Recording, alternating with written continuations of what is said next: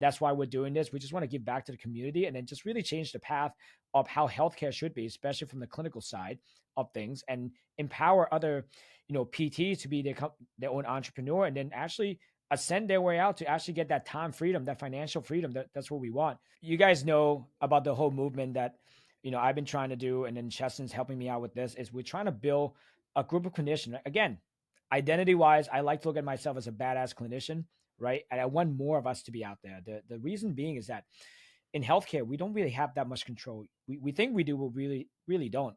At the end of the day, we are beholden to the big insurance company, the big healthcare system. And that's why we're having a hard time fighting back, right? Because if insurance dictating how much we're getting paid, right? And then healthcare system dictate like how much time we get to spend to see our patient, how can we really control our own destiny, right? We are beholden to the big corporation, big system that we're a part of, right? I mean, I remember when I was in PT school, I thought this was it for me, right? Being a staff PT, working my way up the corporate ladder, so I don't have to start my own business. I mean, I saw my parents work tirelessly day and night owning a Thai restaurant. I didn't want that life for myself.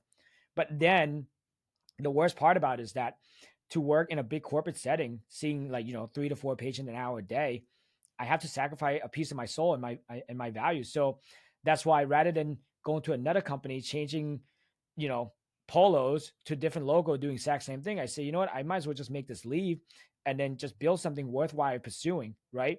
By all means, I'm going to tell you guys right now, it is not easy. It is hard, right? That's a disclaimer. I'm not going to come in and tell you guys like all you have to do is run ads. All you have to do is just, like create like a funnel or like create like a follow-up nurturing sequences, and next thing you know, patients are going to show up on the door, because that's not how it is. Like I've been doing this for 6 years, right? And each year as we ascend up in our success, we reach different milestone. We hit 7 figures 2 years ago.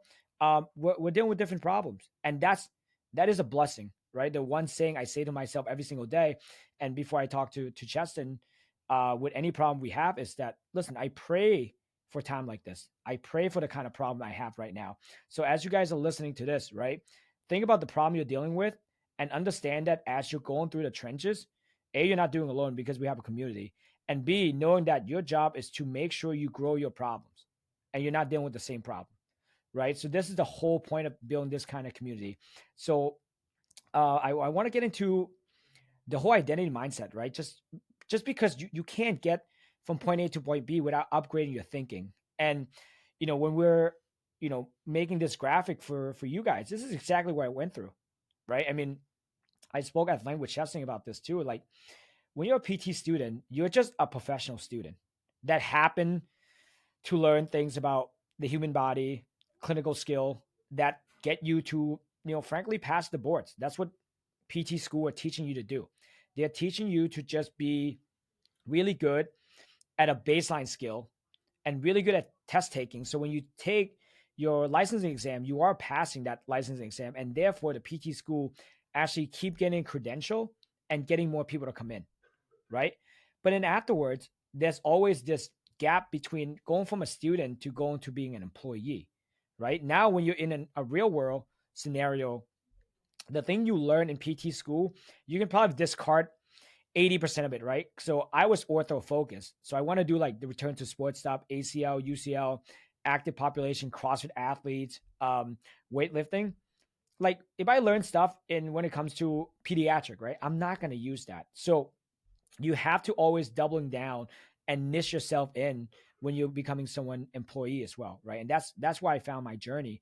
Going from like the student to employee was the first mindset that I had to shift. Like, what can I do to bring value to the company that's paying me, so that way I'm no longer replaceable? And how do I attract the right kind of clients to come on my schedule rather than all the other PTs, right? The clinic I was with, it was so busy that we all were just fighting to keep the patient we want to see, right? I want to see more active population. I have to specialize in return to sport, in more performance-based, physical therapy, right? And then as I ascend up, I know for a fact that if I want to see the patient and treat them the way I want to treat, which most of you guys are dealing with right now, and right now you're kind of sacrificing a piece of your soul to do so, you just realize that this is not it. Like the whole setting, the corporate setting that you have in front of you, you're in, it's not sufficient enough for you to treat the way you want to treat, right? So that's when I took the lead to actually become a solo practitioner, right? This is when I like, bootstrapped it, get a portable table, put it in a closet of a CrossFit gym. And that's how I started Myokinetics. It's all organic. I mean, I maxed out my credit card to do so, to get all the equipment that I need, and then paying rent. Like I remember the scariest thing was to actually pay rent, right? Because now not only I don't have stability of income coming in, I actually have money to put outside. So it became real to me when I actually signed that lease, right? And no, as you are setting up the ladder, at some point you start hiring people, and that's when you become a small business manager, which is the best way to put it, because you don't really entirely run your business. You're just a manager of your business, right? Because everything still fall on you. I was doing all the lead follow-up. I was doing all the benefits verification. I was doing all the conversion. I was doing all the treating, right? So these are things I do. So you're just managing your business. At that point, you're not even a business owner yet, right? Now, where we like to come in, when it comes to doing this podcast, doing this live, is that leap right there that you see. I call that the abyss, right? That's, if you look historically speaking, if you love business, you like to study that, that's where most business either gonna fold or stay where they are, right?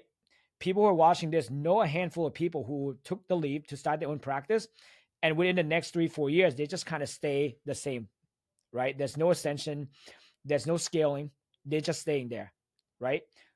Or if you decided to take the leap, to plunge in, to invest in knowledge, invest in growth, invest in partnership, that's when you can actually ascend to be the clinic CEO, which means you're actually hiring people, you're outsourcing some of the tasks that you do on a daily basis, you win your time back.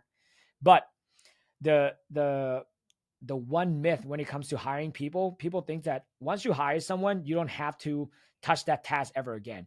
But the reason why I say it's a myth is that you always have to keep people accountable, right? Because they're not going to do as good as a job that you can do. You still need to teach them. You need to have a tool to onboard people. Majority of the time when I start hiring people, I spend more time just teaching them. You figure, right? Hey, if I spend X amount of money to get people in and they're going to do that job for me, now I have all this time. I'm free. I can do all these other things like treating or marketing, or like, getting out there to meet other doctors, other referring partner, but not really. You still have to do that, but then you have to come back and you have to actually keep training your team. So you don't have a resources that help you train and onboard your team, or even like an SOP.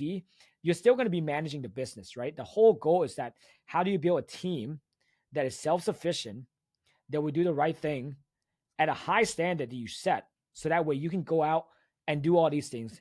And for me, it's all about brand building, right? Becoming the logo expert, where people are not thinking twice about who they need to send someone to. When it comes to ACL, I want them to think about like, all right, I'm sending to Natty and his team, right? And that's how I start becoming a CEO of a business, right? The biggest leap for me was I happened to be a CEO of Myokinetics, and I'm also a physical therapist. Before I was a physical therapist who happened to own a business. So there's a two different mindset shift, right? And then now if you're scaling up even more, you become a clinic owner. That's kind of like Jeff Bezos becoming a board of director of Amazon, right? He's not on the day to day. He's doing the high level like strategy. He's doing the high level stuff to make sure that he's maximizing his time, right? The one thing I've learned is that it will cost Jeff Bezos more money to pick up $100 bill, because he generated that much more per second. And that's how you want to look at it, right? When it comes to resources, it's like, how do you exchange money for your time? But in order to exchange money for your time, you have to have a lot of money coming in, right? In order to scale, you need to have money coming in.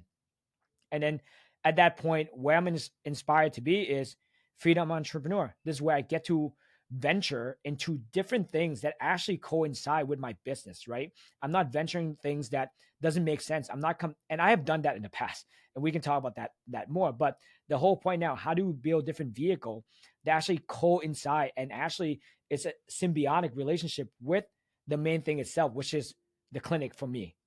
And then lastly, this is where we all want to go, which is wealth multipliers. This is someone who actually have a financial freedom, right? And the definition of financial freedom is that have more cash flow coming in than it is going out. And if you can do that over and over and over again, you have freedom, right? Um, if you look on my Instagram bio, right, three things I'm really important to me is faith, family, and freedom. I want to have the freedom to choose what I get to do every single day. And right now, this is what I get to choose to do. I get to choose to come in, talk to Cheston, share some knowledge, and really express my hardship when it comes to entrepreneurship. So that's the way I look at the success staircase that we have laying out, right? So as you guys are watching this, I really want you to take 5-10 minutes as you're watching on the replay, identify where you're at, and then from there, be okay with that identity, and then figure out, for me to get from a solo practitioner to a small business manager, what do I need to do? If you're a small business manager, what do you need to do to be a CEO? And then from a CEO to a clinic owner, for me, I would put myself as a clinic owner who inspired to go to well multipliers. So that's how I want to start off this discussion. I need you guys to assess where you're at, be extremely honest with yourself, because when you have honest conversation with yourself, then you can build a path to go to the next level.